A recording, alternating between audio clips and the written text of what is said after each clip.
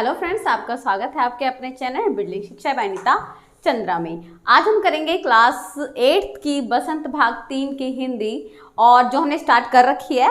चलो स्टार्ट करते हैं टाइम वेस्ट ना करते हुए। लेकिन उससे पहले अगर आपने हमारे चैनल को लाइक, शेयर और सब्सक्राइब नहीं करा तो चैनल को सब्सक्राइब करें और बेल आइकन के बटन को भी प्रेस करें ताकि आपको आगे वाली वीडियो का नोटिफिकेशन मिल सके।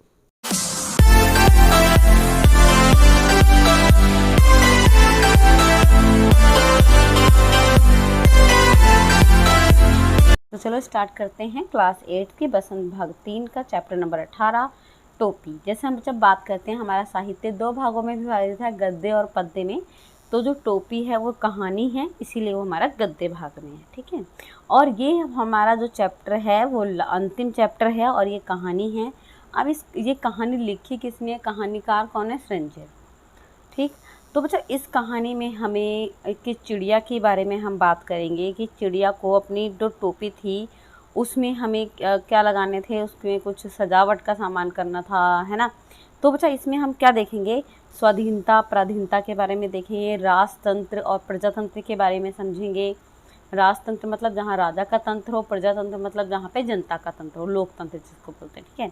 और इसमें हम ये भी देखेंगे कि अगर किसी व्यक्ति को हम बेगारी कराते हैं बच्चा, तो वो काम उतना अच्छा नहीं करता जितना उसको हम मेहनताना देकर काम करवा सकते हैं। अगर कोई व्यक्ति काम करना चाहता है और हम उसको पैसे देते हैं उसके बदले, तो वो अच्छा करेगा। अगर हम उसको उसके बदले पैसे नहीं देंगे तो वो अच्छा काम नहीं करेगा, ठीक है। तो चलो स्टार्ट करते हैं अपना चैप्टर। जो इसमें हम रिलेट करेंगे वो यही चीज़ें थी। तो टोपी हमारा चैप्टर है। क्या बोल रहे हैं, एक थी गौरैया, गौरैया मतलब गौरैया मतलब चिड़िया, और एक था गवरा, मतलब एक उस हस्बैंड वाइफ थे दोनों, गौरैया और गवरा। दोनों एक दूसरे के परम संगी थे, जहाँ जाते सब साथ ही जाते, जहाँ, है ना, साथ हंसते साथ रोते, एक साथ खाते पीते सब सोते, भिनसार होते ही खोते से निकल पड़ते दाना चुगने, और झुटपुट होते ही खोते में आ घुसते, मतलब अपने घोंसले से निकलते और अपने घोंसले में ही आ जाते। तो दोनों में बड़ा प्रेम था। थकान मिटाते और सारा दिन देखे सुने में हिस्सेदारी बांटते, मतलब जो दिन में देखा सब एक दूसरे को बताते। एक शाम गौरैया बोली, आदमी को देखते हो कैसे रंग बिरंगे कपड़े पहनते हैं। मतलब एक जो गौरैया थी उसने आदमी को देखा होगा, किसी को, है ना, इंसानों को। तो वो बोल रही है कि आदमी को देखते हो कैसे रंग बिरंगे कपड़े पहनते हैं, कितना फबता है, मतलब कितना अच्छा लगता है उन पर कपड़ा। खाक फबता है, गबरा तपाक से बोला। कपड़ा पहन लेने के बाद तो आदमी और बदसूरत लगने लगता है, गबरा ने बोला। लगता है आज लटजीरा चुग गए हो, गौरैया बोल पड़ी, है ना, मतलब आज पागल हो गए हो। कपड़े पहन लेने को आदमी की कुदरती खूबसूरती तो ढक जाती है, गबरा बोला। मतलब बोला जो ईश्वर ने बनाया है वो तो छुप जाता है सब कुछ, है ना, तो काहे का सुंदर लगता है। अब तू ही सोच, अभी तो तेरी सुंघड़ काया एक एक का कटाव मेरे सामने है, रोए रोए की रंगत मेरी आंखों में चमक रही है। अगर तू मानुस की तरह खुद को सरापा ढक ले तो तेरी सारी खूबसूरती ओझल ना हो जाएगी। मतलब बोल रहे चिड़िया तो कितने अच्छे तेरे पंख कैसे हैं, है ना, शरीर की सारी बनावट दिखती है, कहाँ से कौन सा पर है, कहाँ से पैर हैं, है ना, सब दिखता है। लेकिन अगर तू कपड़ा मतलब कपड़े पहन ले, है ना, तो क्या हो जाएगा, सब सारी सुंदरता ओझल हो जाएगी। कपड़े केवल अच्छा लगने के लिए नहीं गौरैया, मौसम की मार से बचने के लिए भी पहनता है आदमी। अब देखो गौरैया ने क्या बोला बच्चा, हम कपड़े पहनते क्यों हैं, सबसे बड़ी बात तो यही है ना। तो हम कपड़े से सुंदर दिखने के लिए नहीं बोलते हैं, सर्दी गर्मी बरसात इन सब से बचने के लिए भी पहनते हैं। तू समझती नहीं, गवरा हंसकर बोला। मतलब उसने बोला तू तो कुछ नहीं समझ सकती। कपड़े पहन पहन कर जाड़ा गर्मी बरसात की सहने की उनकी ताकत भी तो जाती रही है। मतलब बोल रहे हैं जानवरों को देखो कपड़े पहनते नहीं ना, क्यों, क्योंकि उनको आदत है, अब इंसानों को आदत नहीं है। और इस कपड़े के में बड़ा लफड़ा भी है। कपड़ा पहनते ही पहनने वाले की औकात का पता चलता है। बिल्कुल सेम सही बात है बच्चा यहाँ पे, है ना, गवरा भी सही बोल रहे हैं।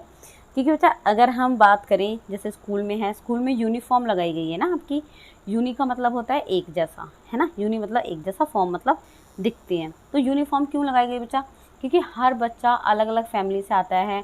अगर हम बोल देते हैं कि घर की ड्रेस पा के आनी है, कैजुअल ड्रेस पा के आनी है, कोई अच्छा ड्रेस पा के आता, कोई बेचारा के पास ड्रेस ही ना होती, वो ये दो जी पा के आता, तो हम क्या बोलते हैं, बड़ा गरीब है। अब स्कूल में सब बच्चे एक जैसी ड्रेस पा के आता, तो हम देख के नहीं बोल सकते एटलीस्ट ये गरीब है ये अमीर है ना। तो बोल रहे हैं वहाँ पे कि पहनने से औकात का पता चलता है, आदमी की हैसियत में भेद पैदा हो जाता है। फिर भी आदमी कपड़ा पहनने से बाज नहीं आता, गौरैया बोली। नित नए नए लिबास सिलवाता रहता है। मतलब बोल रहा है फिर भी लोग बाद नहीं आते, नवे नवे कपड़े सिलवाते रहते हैं। ये निरा पोंगापन है, मतलब दिखावा है। गवरा बोला, आदमी तो लिबास में फ़कत लाज ही नहीं ढकता, हाथ पैर जो चलने फिरने काम करने के वास्ते हैं उन्हें भी दस्ताने और मोजे से ढक लेता है। सिर पर लटे हैं उन्हें भी टोपी से ढक लेता है। अपन तो नंगे ही भले, मतलब क्या बोल रहा है, सब कुछ ढक लेता है, हाथों में दस्ताने, पैरों में जुराबे, सर पर टोपी, सब कुछ नहीं दिखना चाहता। तो बोला हम तो ऐसे ही अच्छे हैं। उनके सर पर टोपी कितनी अच्छी लगती है। गवरैया बोली, अच्छा टोपी की बात हुई तो गवरैया ने बोला कि उसकी टोपी कितनी अच्छी लगती है इंसानों की। मेरा भी मन टोपी पहनने को करता है। कपड़ा तो छोड़ो, उसने बोला मेरा मन क्या करता है, टोपी पहनने को होता है। टोपी तू पाएगी कहाँ से, मतलब बोला टोपी तू कहाँ से लाएगी। गवरा बोला, टोपी तो आदमियों का राजा पहनता है।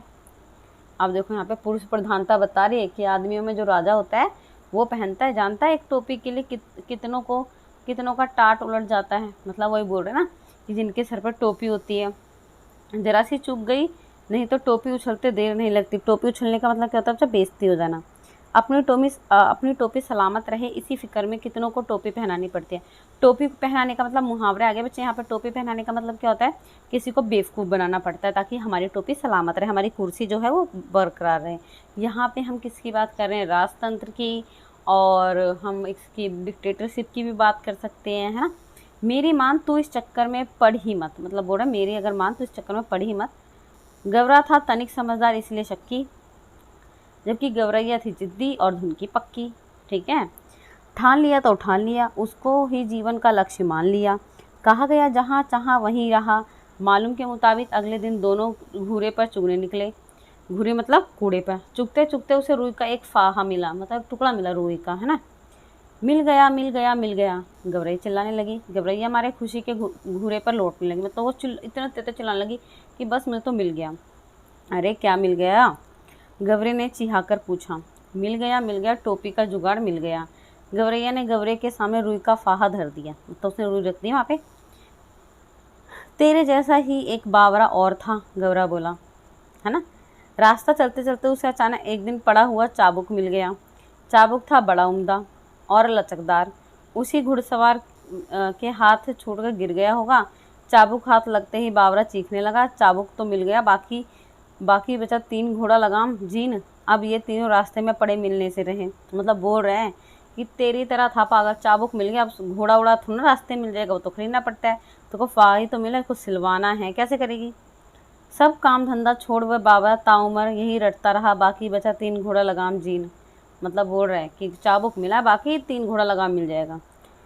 गवरा उसे समझाते हुए बोला, ये रुई के फाहे से लेकर टोपी तक का सफ़र तुझे कुछ अता पता है, और तुझे पता है क्या क्या करवाना पड़ता है।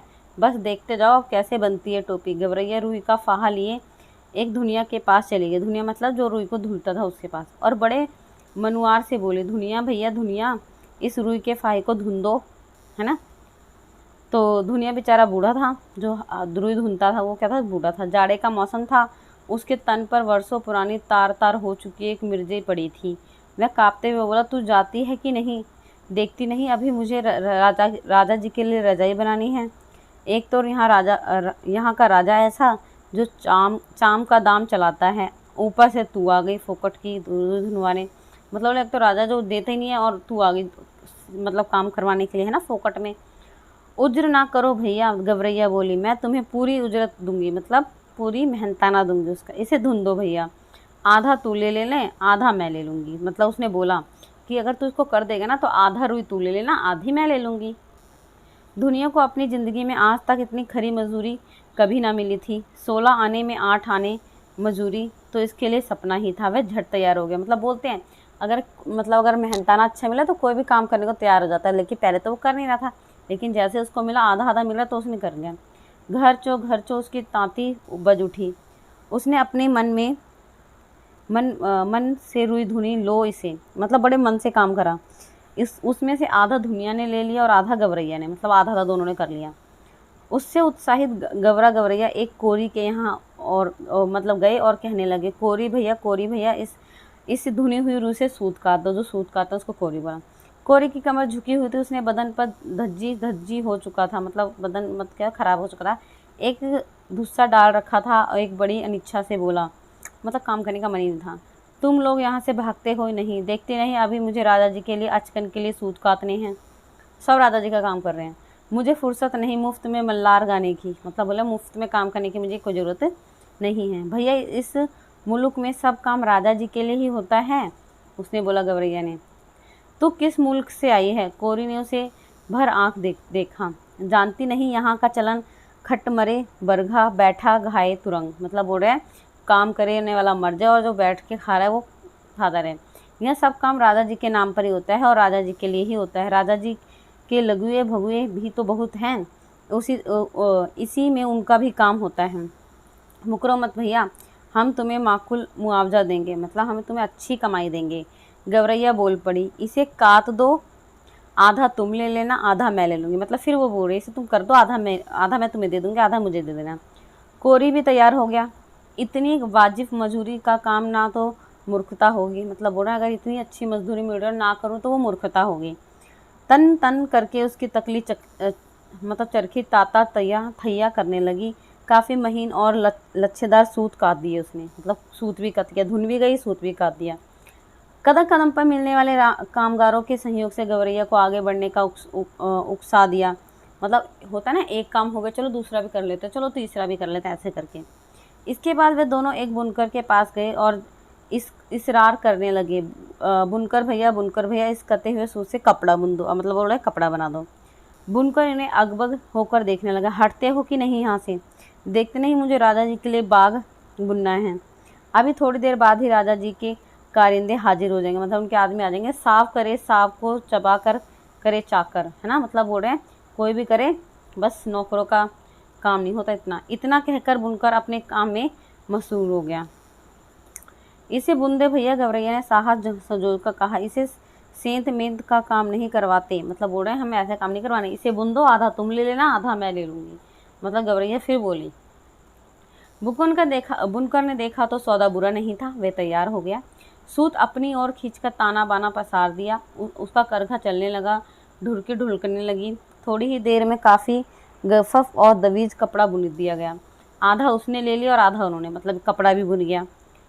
गवरैया ने 3/4 मंजिल पार कर ली थी, मतलब 75 काम हो चुका था उसका। कपड़े लिए वह एक दर्जी के पास पहुंची। दर्जी भैया इसकी टोपी सिल दो। खिसकती हो कि नहीं यहाँ से? दर्जी रोज से बोला, मतलब गुस्से से बोला। देखती नहीं राजा जी के लिए 7वीं रानी की 9 टोपियों के बाद 10वां बेटा, सॉरी रानी जी की 9 बेटियों के बाद 10वां बेटा पैदा हुआ है। अब उस दशरथन के लिए मुझे ढेरों झब्बे सिलने हैं। झब्बे मतलब जो छोटे छोटे कपड़े होते हैं वो सिलने हैं। दर्जी के माथे में पसीना पोंछते हुए ठंडी आह भरी, कुछ देना ना लेना भर माथे पसीना, मतलब बोला कुछ लेना देना तो है नहीं, मुफ्त में काम करवाते रहते हैं। किसको बोला? राजा जी को। हम तो भैया बेकार में कुछ नहीं करवाते नहीं। गवरैया बोली, इसे बुने कपड़े की टोपी सिल दो, बाकी 2 टोपियाँ सिल दे, एक तू ले ले एक हम ले लेंगे, मतलब बोला टोपी सिल दे, एक तुम ले लेना एक मैं ले लूँगी। मुँह मांगी मंजूरी पे कौन मजूरी ना करता। कच कच करके उसकी कैंची चल पड़ी। चूहे की तरह सरसर उसकी सुई कपड़े के भीतर बाहर होने लगी। बड़े मनोयोग से उसने 2 टोपियाँ सिल दी। खुश होकर दर्जी ने अपनी ओर से एक टोपी पर 5 फुंदने भी जड़ दिए, मतलब उसने इतनी अच्छी मजदूरी मिली, उसने फुंदने भी लगा दिए उसके ऊपर। फुंदने वाली टोपी पहनकर तो गवरैया जैसे आपे में ना रही। 1.5 टांगों पर ही नाचने फुदक कर लगी गवारा, मतलब गवरा को दिखाने। देख मेरी टोपी सबसे निराली 5 फुंदने वाली, वैसा गाने लगी गाना। वाकई तू तो रानी लग रही है, गवरे को भी आखिरकार कहना पड़ा, मतलब उसको इतनी अच्छी लग रही थी, उसने बोला तू रानी लग रही है, रानी जैसी। रानी नहीं राजा कहो, मेरे राजा। गवरैया ऊंचा उड़ने लगी। अब कौन राजा मेरा मुकाबला करेगा, मतलब ऐसा गवरैया बोल रही थी। टोपी पहनते ही उसके मन में एक नई उलझ ने जोर मारा कि क्यों ना इस मुल्क के राजा का भी एक बार जायजा लिया जाए, जिसके लिए इतने सारे काम होते हैं।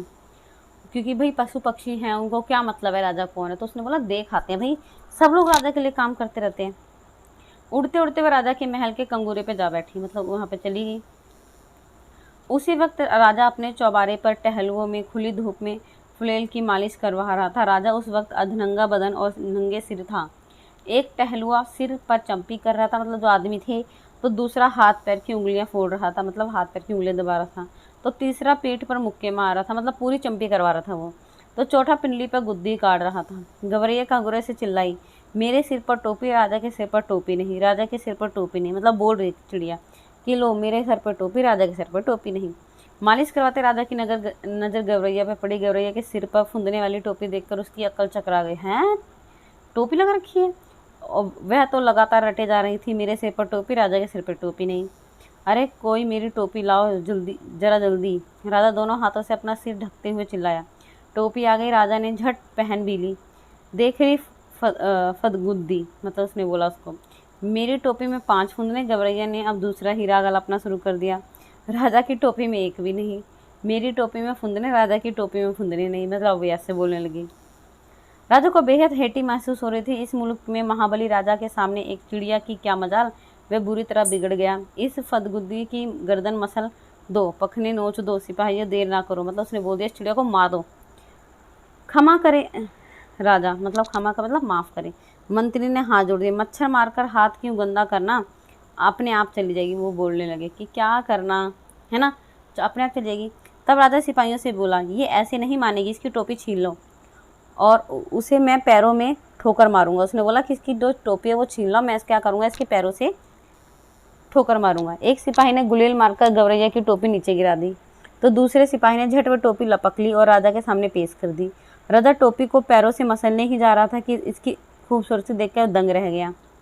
कारीगर ने इस नायाब नमूने को देखकर वह जड़ हो गया। मेरे राज में मेरे सिवा इतनी खूबसूरत टोपी दूसरे के पास कैसे पहुंची। मतलब बोल रहा है यार, सारे काम तो मेरे लिए होते हैं ना, लेकिन इसकी सुंदरता ही कुछ और है। सोचते हुए राजा ने उसे उलट पुलट कर देखने लगा। इतनी नगीना टोपी इस मुल्क में बनाई किसने? राजा के मन में ख्याल आया। अब तो उस हुनरमंद कारीगर की खोज होने लगी। राजा चाहे और पता ना चले, है ना, राजा चाहे और पता ना चले, ऐसा तो हो ही नहीं सकता। गिरते पड़ते दर्जी हाजिर हुआ। दुहाई अन्नदाता। उसने बोला, हाँ जी महाराज, क्या हुआ? इतनी बड़ी टोपी तुमने कभी मेरे लिए तो बनाई नहीं। मेघों की गड़गड़ाहट की मानिद राजा की आवाज़ निकली। उसने बोला, दुहाई अन्नदाता, हमें दुहाई नहीं, वजह बताओ। कपड़ा बहुत उम्दा था सरकार। उन्हें बोला, कपड़ा बहुत अच्छा था, एकदम गफ्त और दबीज़। ऐसा उम्दा कपड़ा किसने बुना? नाक की मानिद राख फूक मारने लगा, मतलब बोलने लगा, उसको बुलाओ। गिरते पड़ते हाजिर हुआ। माफ़ी बख्शें सरकार, क्या हो गया? माफ़ी नहीं, वजह बताओ। सूत बड़ा उम्दा था सरकार। उसने बोला, सूत बहुत अच्छा था, एकदम महीन और लच्छेदार। अब बोला, सूत किसने बनाया, उसको लेकर आओ। गिरते पड़ते वो भी हाजिर हो गया। जान बख्शे महाराज। जान नहीं, वजह बताओ, इतनी सुंदर टोपी तुमने बनाई कैसे? रुई वही बेहतरीन थी सरकार, एकदम बादलों की तरह धुनी हुई। इतनी बेहतरीन रुई किसने धुनी? अब उसको भी बुलाओ। हाफते छाती पीटते धुनिया हाजिर हुआ। खम्मा अन्नदाता, खम्मा नहीं, वजह बताओ। राजा गुस्से से कांप रहा था। तुम चारों ने मिलकर इस गवरैया का काम किया, हमारे लिए आज तक ऐसा काम क्यों नहीं किया? मतलब सही बोल रहे हैं कि धूरी, दर्जी, सूत काटने वाला, सब ने इतना अच्छा काम करा कि तूने मेरे लिए क्यों नहीं करा? राजा बोल रहे हैं, आपके लिए भी किया है सरकार। धुनिये ने जमीन पर लेट कर कहा, आगे भी आपके लिए ही करेंगे सरकार। मतलब उसने बोला, आपके लिए तो करते हैं और आगे भी करते रहेंगे। हमारे लिए अब तक जो काम हुआ है वह इतनी नफासत से क्यों नहीं करा, मतलब इतनी बारीकी से क्यों नहीं करा काम?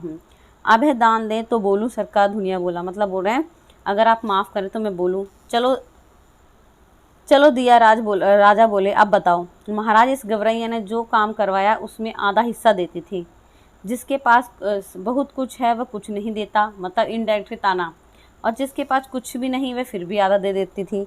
इसलिए इसके काम में अपने आप नफासत आती रही सरकार। दुनिया दंडवत और दंडवत किए जा रहा था, मतलब माफ़ी मांग रहा था कि इसने ऐसा बोल दिया कि आप तो कुछ देते ही नहीं, इस चिड़िया ने हमें आधा दाम दिया था।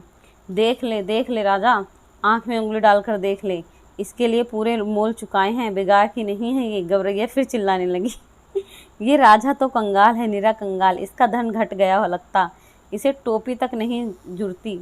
अभी तो इसने मेरी टोपी छीन ली। मतलब बोल रहा है कुछ नहीं हो सकता, इसका कुछ भी नहीं हो सकता। राजा तो वाकई अकबका गया, मतलब एकदम हक्का बक्का हो गया। एक तो तमाम कारीगरों ने उसकी मदद की, दूसरी इस टोपी के सामने उसकी टोपी की कमसूरती, मतलब उसकी अच्छी नहीं लगी, तीसरी खजाने की खुलती पोल। इस पाखी को कैसे पता चला कि धन घट गया है? तमाम बेगार करवाने, बहुत सख्ती से लगान वसूलने के बावजूद राजा का खजाना खाली ही रहता था। इतना ऐशो आराम, इतनी लश्करी, इतने बोझ खजाना संभाले तो कैसे भी। मतलब देखो क्या बोल रहा बच्चा, जो राजा है वो अपने ऐशो आराम पे इतना खर्च करता था कि जो खजाना है वो कम पड़ गया है, मतलब खाली हो गया, राजकोष खाली हो गया है बिल्कुल, है ना। तभी वो क्या करवा रहा है बच्चा, बेगार करवा रहा है लोगों से, मतलब काम करवा लेता है, पैसे देता है। काम नहीं कराया, पैसे नहीं तो ऐसे मिलेंगे। तमाम लोग निकल आए थे ये अनोखा तमाशा देखने। मंत्री ने होले से कहा, ये मुंहफट तो महाराज को बेपर्दा ही करने का दम लेगी। मतलब चिड़िया को बोल रहे हैं, ये तो राजा की पोल खोल के रहेगी। राजा तो खुद घबरा रहा था, झट से बोल पड़ा, इसकी टोपी वापस कर दो। मतलब बोला, ले लो, इसकी टोपी दे दो। सिपाहियों ने कहना माना, टोपी वापस कंगूरे की ओर हवा में उछाल दी। गौरैया ने सिर में टोपी पहन ली और उड़ उड़ कर कहने लगी, राजा तो डरपोक है, नीरा डरपोक, मुझसे डर गया, अभी तो इसने मेरी टोपी लौटा दी। कौन इस मुंहफट के मुँह लगे, क्यों मंत्री जी, कहकर राजा ने अपनी टोपी कसकर पकड़ ली। तो बच्चा चैप्टर कहानी बहुत अच्छी है, बहुत हंसी मजाक की भी है, बहुत अच्छे डायलॉग, मतलब बहुत अच्छी भाषा का प्रयोग करा गया है ना, कि मतलब चिड़िया ने जो ठाना वो करके दिखाया, और उसके पास कुछ भी नहीं था बच्चा, फिर भी उसने आधी मजदूरी दी। और हमारे यहाँ बच्चा जो राजतंत्र है वो ऐसे ही चलता है, राजा सिर्फ अपनी ही चलाता है, प्रजा की बातें नहीं सुनता। तो ये था बच्चा हमारा चैप्टर, और इसमें एक और मिलती है, अगर हम किसी मज़दूर को उसकी पूरी मजदूरी दें तो वो पूरी लगन से काम करना चाहता है। ठीक है, आई होप आपको पसंद आई होगी। और हमारी हिंदी की जो बुक है बसंत भाग 3 वो आज ख़त्म होती है। और अगर आपने अभी तक हमारे चैनल को लाइक शेयर और सब्सक्राइब नहीं करा तो चैनल को लाइक शेयर और सब्सक्राइब ज़रूर करें। Thank you so much.